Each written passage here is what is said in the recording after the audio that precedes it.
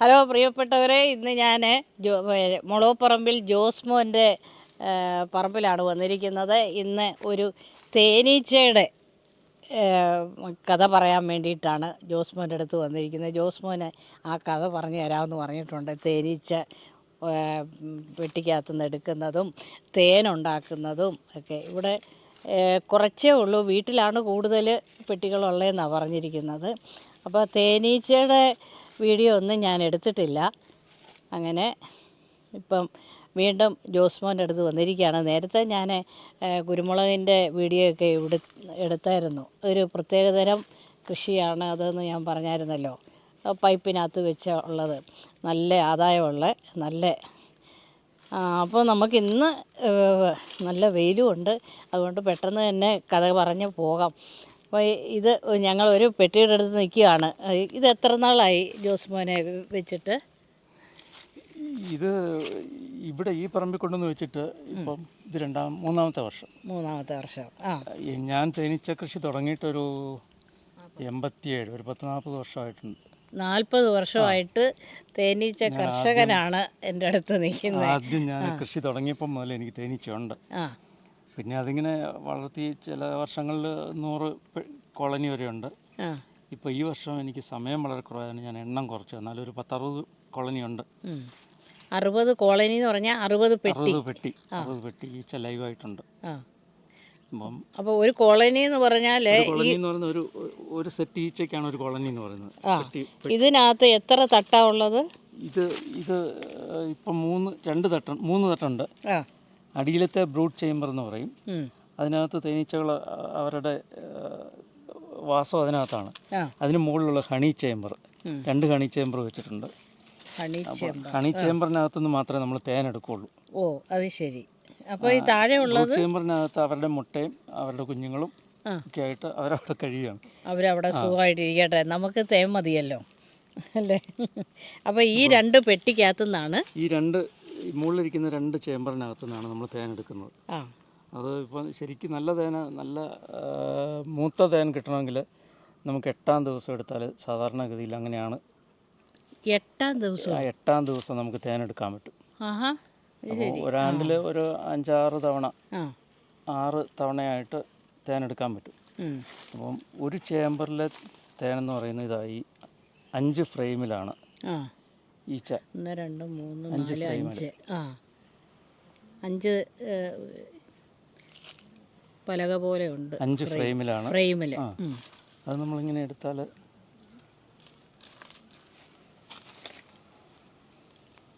ഈച്ച കുത്തുവോ? ഈച്ച അങ്ങനെ കുത്തത്തൊന്നും. ഈച്ചയ്ക്ക് നൊന്തെങ്കിൽ മാത്രമേ ഈച്ച നമ്മളെ ഉപദ്രവിക്കുകയുള്ളൂ. അത് എടുക്കുകയും വെക്കുകയൊക്കെ ചെയ്യുമ്പോൾ അത് ഈച്ചയ്ക്ക് നോവാതെ നമ്മൾ കൈകാര്യം ചെയ്താൽ മതി. ജോസ്മോനെ ഇത് തേൻ എടുക്കാനായിട്ട് വന്നതല്ലേ? ഞാൻ പറയാം ടീച്ചറെ, അതെ, ഇപ്പം നമ്മൾ തേൻ സീസണാണ്. തേനീച്ചയ്ക്ക് ക്ഷാമകാലം, വളർച്ചക്കാലം, പിന്നെ ഹണി ഫ്ലോ, തേൻ്റെ സീസണായി. അപ്പോൾ ക്ഷാമകാലത്ത്, മഴക്കാലം എന്ന് പറഞ്ഞാൽ നമ്മൾ ഒരു മെയ് മാസം മുതൽ ഒക്ടോബർ വരെ ക്ഷാമകാലമാണ്. ഇപ്പം നേരത്തെ സെപ്റ്റംബർ ആകുമ്പം മഴക്കാലം കഴിഞ്ഞ് ക്ഷാമകാലം കഴിഞ്ഞ് വളർച്ചാക്കാലമായിരുന്നു. ഇപ്പം സെപ്റ്റംബറിലൊക്കെ നമുക്ക് മഴയായതുകൊണ്ട് അതും ക്ഷാമകാലമായിട്ട് കൂട്ടിയാൽ മതി. ആ സമയത്ത് ഇതിനെ നമ്മൾ ഫീഡ് ചെയ്തുകൊണ്ടിരിക്കണം. പഞ്ചസാര ലായനി കലക്കി കൊടുക്കണം. അപ്പോൾ ഇതിൻ്റെ ഭക്ഷണം അന്നേരം നമ്മൾ പഞ്ചസാര ലായനി കൊടുക്കണം മഴക്കാലത്ത്. അത് ആഴ്ചയിൽ ഒരു ദിവസം ഒരു 200 മില്ലി 300 മില്ലി വീതം ഇതിനകത്ത് പഞ്ചസാര കലക്കി കൊടുക്കണം. അത് ശരി. അങ്ങനെ വളർത്തിക്കൊണ്ട് വന്നാൽ ഒക്ടോബർ, നവംബർ, ഡിസംബർ ഒക്കെ ആകുമ്പോൾ നമ്മൾ ഡിവൈഡ് ചെയ്ത് വെക്കുക. പിന്നെ കോളനി ഡിവൈഡ് ചെയ്ത് വെച്ച് സെപ്റ്റംബർ, ഡിസംബർ കഴിഞ്ഞിട്ട് ജനുവരി അവസാനം മുതൽ നമ്മൾ ഈ കോളനികൾ ഈ അടിയിൽ നിന്ന് ബ്രൂഡ് ചേമ്പറിൽ നിന്ന് ഈ ഓരോ അട കണ്ടിച്ച് മുകളിൽ വെച്ച് കൊടുത്ത് നമ്മൾ ഈ ഫ്രെയിമേൽ വെച്ച് കെട്ടിക്കൊടുക്കണം. ഇതേ വെച്ച് കെട്ടിക്കൊടുത്താൽ അത് പിന്നെ ബാക്കി ചെയ്യാനുള്ള തേനീച്ച ചെയ്ത് ഇതുപോലെ തേൻ കൊണ്ട് സംഭരിച്ച് വെക്കും.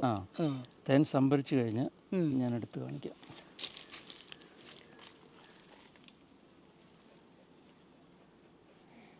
ഇത് തേനീച്ചകൾ സംഭരിച്ചിട്ട് ഓരോ സെല്ലും കണ്ടോ സീൽ ചെയ്ത് വെച്ചിരിക്കുകയാണ്.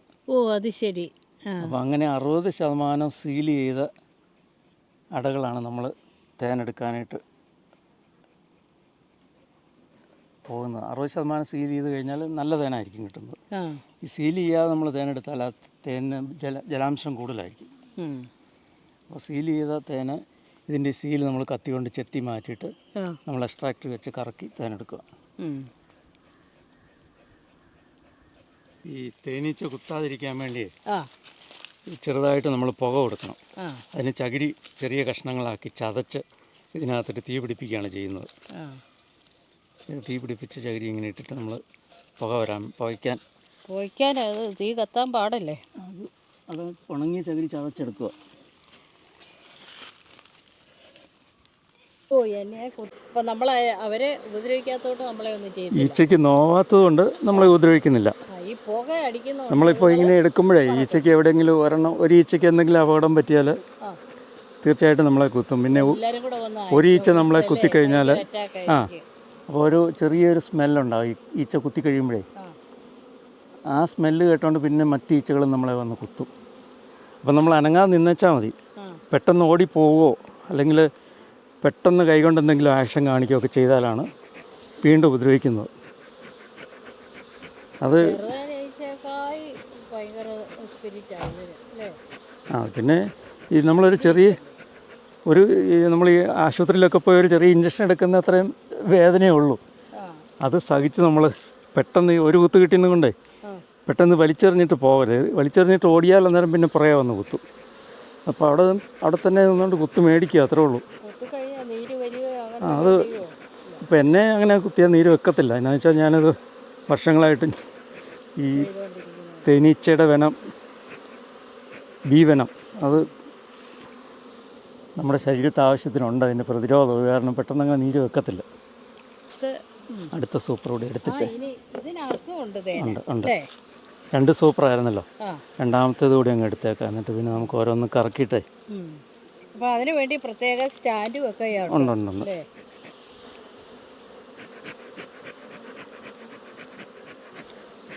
ഇത് ഓരോ മാസവും എടുക്കണ്ടേ? ഇല്ല, 8 ദിവസം കൂടുമ്പോൾ ഇതുപോലെ 60% സീൽ ചെയ്ത തേനാകും. അപ്പം നമ്മൾ ഈ തേൻ വരുന്ന എടുത്ത് കൊടുക്കുകയാണെങ്കിലേ പിന്നെ കൊണ്ടുവന്ന് വയ്ക്കുള്ളൂ. തേനെ നമ്മളിങ്ങനെ എടുത്ത് പെട്ടി കാലിയാക്കി കൊടുത്തെങ്കിൽ മാത്രമേ ഈച്ചയ്ക്ക് വീണ്ടും തേൻ എടുത്തുകൊണ്ട് വരാനുള്ള പ്രവണത ഉണ്ടാവുള്ളൂ. അല്ലെങ്കിൽ ഈ കൂടിനകത്തിരുന്ന് ഇവരിങ്ങനെ തിങ്ങിയിരുന്നിട്ടേ അവർക്ക് സെറ്റ് പിരിഞ്ഞ് പോകാനുള്ളൊരു ടെൻഡൻസി ഉണ്ടാവും. അവരുണ്ടാക്കുക, തേൻ കുടിക്കുക, പിന്നെയും പോയി ഉണ്ടാക്കുക, ഇത് തന്നെ പരിപാടി. എനിക്ക് റാണീച്ച ഒന്ന് കാണാം. റാണീച്ച ഞാൻ കാണിക്കാം. റാണീച്ച അടിയിലത്തെ ചേമ്പറിനകത്താണല്ലോ, അത് നമുക്ക് പിന്നെ കാണാം. ഈ ഈച്ച എല്ലാം തന്നെ തിരിച്ചിങ്ങ് വരുമല്ലോ? എല്ലാം തിരിച്ചു വരും.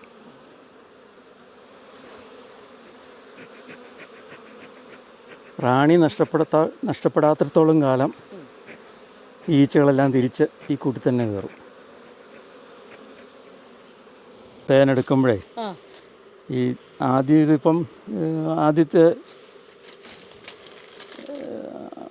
തുടക്കമാണ് ഈ സീസണിൻ്റെ തുടക്കമാണ്. അപ്പോൾ നമ്മൾ ഓരോ പ്രാവശ്യം എടുക്കുമ്പം ഇതിനടിയിൽ റാണി മുട്ടയിട്ട് പിരിഞ്ഞു പോകാനുള്ള ടെൻഡൻസി ഉണ്ടോ എന്നോട് നമ്മൾ നോക്കണം. അപ്പോൾ അത് മനസ്സിലാക്കാൻ നമ്മളിങ്ങനെ ഓരോ അടയെടുത്ത് നോക്കണം. ഓരോ അടയെടുത്ത്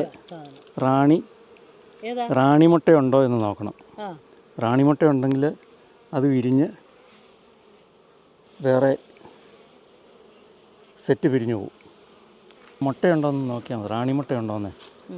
റാണിമുട്ടയുണ്ടോയെന്ന്, അതായത് റാണി വിരിയാനുള്ള മുട്ട, വേറെ പുതിയ റാണി വിരിയാനുള്ള മുട്ട ഇട്ടിട്ടുണ്ടോ നമ്മളൊന്ന് ചെക്ക് ചെയ്യണം. ഏറ്റവും കൂടുതൽ ഇവിടെയാണ്. ഇതിനകത്താണോ മുട്ട വിരിയുന്നത്? ഇത് ഓരോ സെല്ലിനകത്തും, ഈ സെല്ലിനകത്തെല്ലാം മുട്ടയത്. ഇത് ഈ സെല്ലിനകത്തൊക്കെ മുട്ടയിട്ട് വെച്ചേക്കുന്നത്. ഇത് ചെറിയൊരു ഇതിപ്പം പുഴുവായ മുട്ടകളായത്. മുട്ട ടീച്ചറെ അനങ്ങാതെ നോക്കാവുള്ളൂ. അതായത് ഇതിന് ആദ്യം മുട്ട, അത് കഴിഞ്ഞ് ലാർവ കഴിഞ്ഞ് പിന്നെ സമാധിയിലിരിക്കുക. സമാധി ആകുമ്പോഴാണ് ഈ സെല്ലിങ്ങനെ കവർ ചെയ്ത്, അത് ഞാൻ കാണിക്കാം. ഇതെല്ലാം ഇത് ലാർവയാണ് ഇതിനകത്തുള്ളത് മുഴുവൻ. പുഴുക്കളാണ്. പുഴു കഴിഞ്ഞ് ഈ സെല്ലടച്ച ഒരു സമാധി ഇരിക്കും. ഒരു 10-15 ദിവസം. 15 ദിവസം സമാധിയായി കഴിഞ്ഞിട്ട് പിന്നെ ഈച്ച വിരിയുള്ളൂ.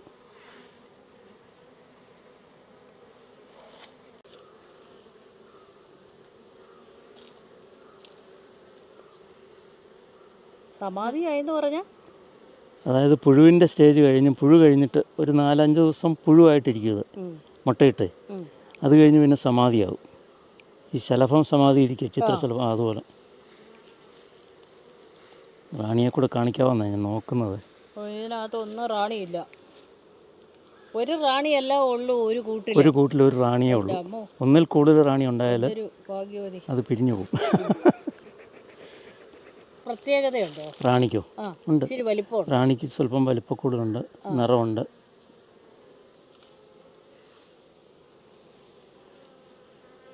ഇതാ റാണി. ഇതാ റാണി. ഇതാ റാണി ഇവിടെ ഉണ്ട്. ഇതാ നടക്കുന്നു. കണ്ടോ? ഇത് നടക്കുന്നല്ലേ? ഇത് അത് ഇച്ചിരി വലിപ്പം.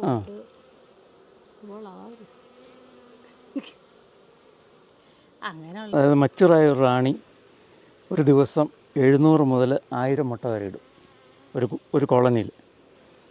അത് വളർച്ചാക്കാലത്താണ് കൂടുതലും കേട്ടോ. ക്ഷാമകാലത്ത് വളരെ കുറച്ച്. ക്ഷാമകാലത്ത് ഇവരുടെ സ്ട്രെങ്ത് കുറയ്ക്കാൻ വേണ്ടി അവർ മുട്ടയിടിയിലൊക്കെ കുറയ്ക്കും. അതിനാ ബീ സ്പേസ് എന്ന് പറയുന്നത്. അപ്പോൾ ഈച്ചയ്ക്ക് ആവശ്യമായ അകലം അത് കണക്കാക്കി വേണം നമ്മൾ ഈ ഫ്രെയിം വെക്കാനായിട്ട്. ഓരോന്നിനും അപ്പം നമ്മൾ ഒരെണ്ണം മാറ്റിയില്ല, അതിന് പകരം നമ്മളൊരു കാലി ഫ്രെയിം അങ്ങോട്ട് ഇട്ട് കൊടുക്കണം. ഇതിങ്ങനെ വെച്ചാൽ മതി, ബാക്കി ഈച്ച ചെയ്തോളൂ. ഇതൊരു അടുത്ത ആഴ്ച ആകുമ്പോഴേക്കും ചിലപ്പോൾ അതിൽ ഫുള്ളായിട്ട് പണിത് വെക്കും. അത് ഒരാഴ്ച കൊണ്ട് ആകുമോ? ഒരാഴ്ച കൊണ്ട് മിക്കവാറും അടുത്ത 8 ദിവസം ആകുമ്പോഴേക്കും ഇതുപോലെ ഒരു ഫുള്ളായിട്ട് പണി തീർക്കും സീസണിൽ.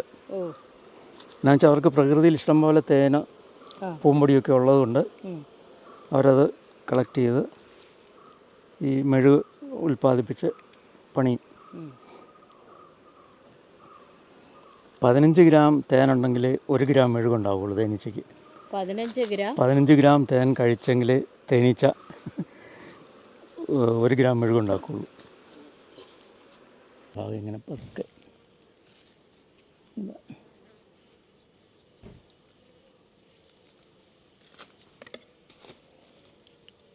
ഈ സീലിങ്ങനെ ചെത്തിക്കളഞ്ഞെങ്കിൽ മാത്രമേ തേൻ നമ്മൾ എക്സ്ട്രാക്ടറിനകത്ത് വെച്ച് കറക്കുമ്പോൾ ശരിക്ക് ചാടി വരുള്ളൂ.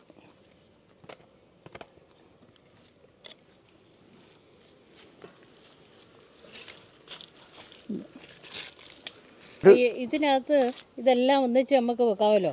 ഇല്ല, 2 ഫ്രെയിം ചെയ്ത് വെക്കത്തുള്ളൂ. ഒരു പ്രാവശ്യം തേനെടുക്കാൻ വേണ്ടി അതിലിട്ട് കറക്കാം. 2 ഫ്രെയിം ഇതുപോലെ അവിടെ സീല് ചെത്തി.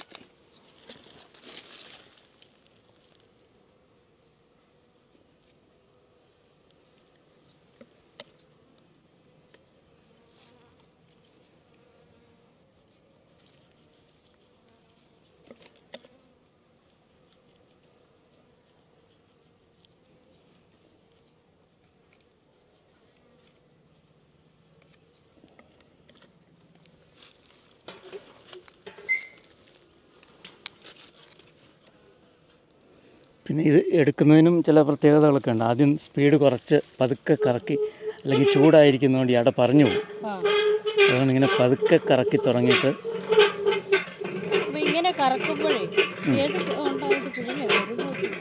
ഇത് ഇങ്ങനെ വട്ടത്തിൽ കറങ്ങുമ്പോഴേ ഈ എക്സ്ട്രാക്ടറിൻ്റെ ഭിത്തിയിലോട്ട് തെറിച്ച് വരികയാണ്.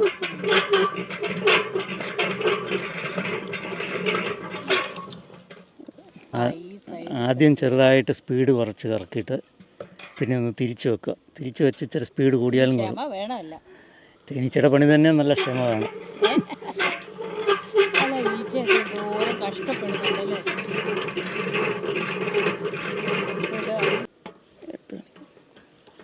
ഇതാ ഇപ്പം മുഴുവൻ തേനും ഈ ഇടയിലിരുന്ന മുഴുവൻ തേനും എക്സ്ട്രാക്ടറിനകത്ത് വീണു. ഇനി ഇതുപോലെ എടുത്തങ്ങ് വെക്കും. ഇനി ഇതിങ്ങനെ തന്നെ ഈച്ചയ്ക്ക് അങ്ങ് വെച്ച് കൊടുക്കുകയാണ്. അപ്പോൾ ഈച്ചയ്ക്ക് അധ്വാനഭാരം കുറയും. അടുത്ത പ്രാവശ്യം തേൻ ഇനി കൊണ്ടുവന്ന് വെച്ചാൽ മതി. ഇനി അടപണിയാണെന്നും പോകണ്ട. മറ്റേ അടയൊക്കെ അല്ലെങ്കിൽ ആദ്യം മുതലേ പണിയുണ്ടേ. അത് അവിടെ തന്നെയാണോ? അല്ല, അതിപ്പോൾ സ്ഥാനം അങ്ങോട്ടും ഇങ്ങോട്ടും മാറിയതുകൊണ്ട് കുഴപ്പമൊന്നുമില്ല. ജോസ്മോന് ഇഷ്ടംപോലെ അവാർഡുകളൊക്കെ കിട്ടിയെന്നറിയാം. എന്നാലും ഈ തേനീച്ച കർഷകൻ എന്നുള്ള ആ ഒരു ലെവലിൽ അവാർഡ് കിട്ടിയിട്ടുണ്ടോ? 40 വർഷമായില്ലേ ഇത് തുടങ്ങിയിട്ട്? ഇത് ടീച്ചറെ, ഞാനിത് ശരിക്കും പറഞ്ഞാലേ ഇത് അവാർഡല്ല എൻ്റെ ഉദ്ദേശം. ഈ തേനിൻ്റെ ഗുണം മനസ്സിലാക്കിയാൽ നമ്മളിത് ഈ കൃഷിയിൽ നിന്ന് മാറുകയില്ല. ഇത് സമയം കുറേ പോകും. എന്നാലും തേന് ലിക്വിഡ് ഗോൾഡ് എന്ന് പറയുന്നത് തേന്. അതായത് സ്വർണത്തേക്കായാലും വിലയുണ്ട് ഇതിന്.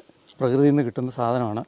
ഇതിൻ്റെ ഗുണം നമ്മൾ നോക്കിയാൽ, അതായത് 200 ഗ്രാം തേൻ കൊണ്ട് 11.5 ലിറ്റർ പാൽ കുടിക്കുന്ന ഗുണം കിട്ടും 200 ഗ്രാം തേൻ കഴിച്ചാൽ. അതുപോലെ തന്നെ പ്രമേഹ രോഗികൾക്കും കഴിക്കാവുന്ന ഒരു മധുര പാനീയമാണ്. പിന്നെ വേറൊന്നുള്ളത്, ഇത് കഴിച്ചാലേ ഇതിനകത്തുനിന്ന് നമുക്ക് ദഹിച്ചിട്ട് ശരീരത്തിൽ കൊണ്ടിട്ട് ദഹിച്ച് പിന്നെ വേസ്റ്റായിട്ട് പോകാനൊന്നുമില്ല. ഇതങ്ങനെ തന്നെ നമ്മുടെ ശരീരം എടുക്കുക. അതായത് മുഴുവൻ എന്തെങ്കിലും ഉള്ള വൈറ്റമിനുള്ള സാധനമാണ്. അത്ര ഗുണമുള്ള സാധനമാണ് തേൻ. ശരീരം തടിക്കാനും വണ്ണം കൂടിയവർക്ക് കുറയാനും ഈ സാധനം കഴിച്ചാൽ മതി. ഒത്തിരി ഔഷധ ഗുണമുള്ള ഒരു ഞാൻ പറഞ്ഞില്ല, ഞാൻ ഈ തേനീച്ച കൃഷി തുടങ്ങിയപ്പോൾ മുതലേ ഒരു ദിവസം ഒരു 15-20 മില്ലി തേനെങ്കിലും കഴിക്കാത്ത ദിവസങ്ങളില്ല. അതായിരിക്കും എനിക്ക് ഇതുവരെ ഷുഗറും പ്രഷറും ഒന്നുമില്ല. മികച്ച തേനീച്ച കർഷകനായിട്ട് എന്നെ ആദരിച്ചായിരുന്നു ചിങ്ങവന്നിന്, വഴൂർ പഞ്ചായത്ത്. പിന്നെ റബ്ബറിൻ്റെത് വേറെ ഇഷ്ടം പോലെ കൃഷികളൊക്കെ ചെയ്യുന്നില്ലേ? ധാരാളം കൃഷികളുണ്ടല്ലോ. കൃഷികളുണ്ട്, റബ്ബറുണ്ട്, കുരുമുളകുണ്ട്. പിന്നെ മീൻ വളർത്തലുണ്ടായിരുന്നു. അതിപ്പം അത്ര കാര്യമായിട്ട് നോക്കുന്നില്ല. മീൻ എന്നാലും എനിക്കകത്തുനിന്ന് ഒരു വർഷം എത്ര തേൻ കിട്ടും? ഒരു ഉദ്ദേശം ടീച്ചർ പറഞ്ഞാലേ, ഒരു കോളനിയിൽ നിന്ന് ഏറ്റവും പറഞ്ഞത് ഒരു 6 കിലോ തേൻ, എത്ര മോശം കാലാവസ്ഥയാണെങ്കിൽ 6 കിലോ തേൻ വരെ കിട്ടും. അത് കൂടിയതെന്ന് പറഞ്ഞാൽ നല്ല സ്ട്രെങ്ത് ഉള്ള കോളനിയാണെങ്കിൽ ഇതുപോലെ സൂപ്പർ ചിലപ്പം 4 എണ്ണമൊക്കെ വെക്കാം. 4 ഹണി ചേമ്പർ വെക്കാം. 4 എണ്ണം വെക്കുകയാണെങ്കിൽ അത് 30 കിലോ വരെ കിട്ടിയ വർഷങ്ങളുണ്ട് ചില പെട്ടിയിൽ നിന്ന്. അതുകൊണ്ട് ഈ കൂടുതൽ എന്തായാലും കിട്ടും നമുക്ക് പറയാൻ നോക്കില്ല. എന്നാലും ഏറ്റവും കുറഞ്ഞ 6 കിലോ കിട്ടും. 30 കിലോ വരെ കിട്ടിയത് 30 കിലോ വരെ കിട്ടിയ വർഷങ്ങളുണ്ട് ഒരു കോളനിയിൽ. അത് നമ്മൾ കൃത്യമായിട്ട് അതിൻ്റെ പ്രചരണമൊക്കെ നടത്തുകയാണെങ്കിൽ തീർച്ചയായിട്ടും തേൻ കിട്ടും. ഇത് വെളിയിൽ സെയിൽ ചെയ്യുന്നുണ്ടോ? വെളിയിൽ ഉണ്ട്, ആവശ്യക്കാർക്ക് നമ്മൾ കൊടുക്കും. പിന്നെ കുറച്ച് കടകളിൽ നമ്മുടെ തേന് നമ്മൾ ഈ കടകളിൽ വിൽക്കാൻ FSI രജിസ്ട്രേഷൻ വേണം. അത് രജിസ്ട്രേഷൻ ഉണ്ട്. അത് ലേബൽ ഒട്ടിച്ച് നമ്മൾ കൊടുക്കുന്നുണ്ട്. പിന്നെ വീട്ടുകാരൊക്കെ വന്ന് പിന്നെ വീട്ടുകാർ കൂടുതലും റീറ്റെയിൽ സെയിലാണ്. വീടുകളിൽ നമ്മൾ നേരത്തെ മുതൽ തേൻ വാങ്ങുന്ന കുറേ ആൾക്കാരുണ്ട്. അവരെല്ലാം വാങ്ങിക്കും. പിന്നെ നമ്മുടെ ഇവിടെ റബ്ബർ സൊസൈറ്റി ഉണ്ട്. ഞാൻ അതിൻ്റെ പ്രസിഡൻറ്റും കൂടെയാണ്. അപ്പോൾ അവിടെ കുറേ സെയിലുണ്ട്. ആണി നഷ്ടപ്പെട്ടു പോയ ഒരു പെട്ടിയിലെ ഒരു അടയാണ് ഇത്. അപ്പോൾ അതിൽ വിരിഞ്ഞത് മുഴുവൻ പിന്നെ ഇട്ടിരുന്ന മുട്ട പെണ്ണീച്ചകൾ മുട്ടയിടാൻ തുടങ്ങും. റാണി നഷ്ടപ്പെട്ട് കഴിഞ്ഞാൽ നമ്മൾ സമയത്ത് സാധാരണ വേലക്കാരി ഈച്ചകൾ റാണിയല്ലാത്ത ഈച്ചകൾ അങ്ങനെ ഇടുന്ന മുട്ട വിരിഞ്ഞ മുഴുവൻ ആണീച്ചയുടെ മുട്ടകളാണ്. അങ്ങനെ ഇടുന്നത് മുഴുവൻ. അത് കണ്ടുപിടിക്കാൻ എളുപ്പം എങ്ങനെയാണെന്ന് വെച്ചാൽ ഈ ഒരു സെല്ലിനകത്ത് 1-ൽ കൂടുതൽ മുട്ടകൾ കാണും. ഇതിനകത്ത് സൂക്ഷിച്ച് നോക്കിയാൽ കാണാം. നൂല് പോലെ ഇരിക്കുന്നുണ്ടോ? അത് പെണ്ണീച്ചകൾ മുട്ടയിടുന്ന സെല്ലിനകത്ത് 1-ൽ കൂടുതൽ മുട്ടയുണ്ട്. ഇത് റാണി നഷ്ടപ്പെട്ടു പോയൊരു പെട്ടിയിലേതാണ്.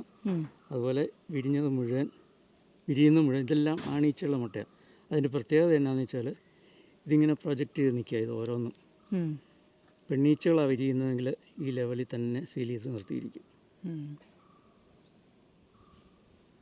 ഇതെല്ലാം ഇത് കാണുമ്പോൾ തന്നെ മനസ്സിലാക്കാം. ഇങ്ങനെ തള്ളി നിൽക്കുന്നതുകൊണ്ട് ആണീച്ചയുടെ മുട്ടയാണ്.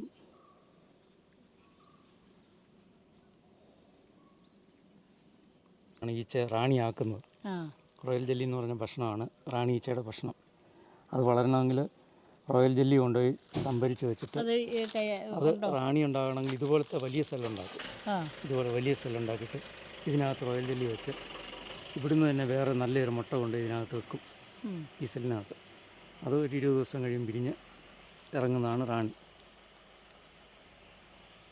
അത് അപ്പോൾ ഇത്രയും നേരം ഈ തേനീച്ച വളർത്തലിനെ കുറിച്ച് ഇതുപോലെ വിശദീകരിച്ച് തന്നതിന് ജോസ്മോന് ഒത്തിരി നന്ദി പറയുന്നു. AK വ്ളോഗ്സിൻ്റെ പേരിൽ ഒത്തിരി താങ്ക് യു ടീച്ചർ. പക്ഷേ ഇത്രയും വിശദമായിട്ടെന്ന് പറഞ്ഞാൽ ഇതുകൊണ്ടൊന്നും ആയില്ല. ആ തേനീച്ചയെക്കുറിച്ച് കുറേ അധികം പഠിക്കാനുണ്ട്. ഇപ്പം ഞാൻ വളരെ ചുരുക്കത്തിൽ പറഞ്ഞത്. എന്നാലും ഇതൊക്കെ കാണുമ്പോൾ ഒന്ന് തുടങ്ങണമെന്ന് തോന്നും. പിന്നെ ആഴ്ചയിൽ നമ്മൾ ഇതിനെ ശ്രദ്ധിച്ചോണം. ക്ഷമ വേണം, കൃത്യനിഷ്ഠ വേണം. ആ അതാണ് തേനീച്ചയുടെ പ്രധാന. ക്ഷമ വേണം, കൃത്യനിഷ്ഠമായിട്ട് ചെയ്യണം. പിന്നെ ഒത്തിരി കാര്യങ്ങൾ എന്തെല്ലാം ചെയ്യണം ഒരു കൂട്ടിനകത്തല്ലേ. അപ്പോൾ ഒത്തിരി നന്ദി കേട്ടോ. Thank you. നമുക്ക്